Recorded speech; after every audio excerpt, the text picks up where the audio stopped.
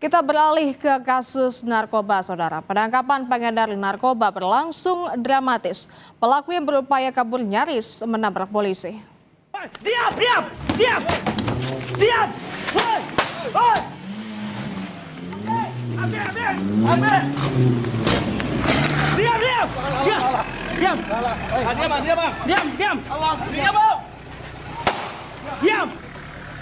Video amatir ini merekam detik-detik tim Satres Narkoba Polres Darmas Raya meringkus pengedar narkoba lintas provinsi di Nagari Tiumang, Kabupaten Darmas Raya, Sumatera Barat. Pelaku yang mengendarai satu unit city car ini tidak mengindahkan tembakan peringatan dan nyaris menabrak petugas saat mencoba kabur. Namun upaya pelaku untuk kabur berhasil digagalkan karena mobil yang dikendarainya terperosok setelah polisi menghadang di jalan dengan satu unit truk.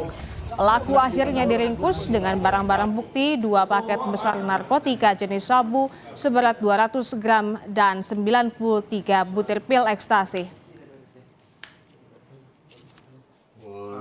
Satu orang tersangka yang membawa narkotika jenis sabu lebih kurang 2 paket besar dan 1 bungkus puluhan butir ekstasi. Penangkapan kita lakukan di wilayah Tiumang, wilayah hukum Polsek Kota Baru.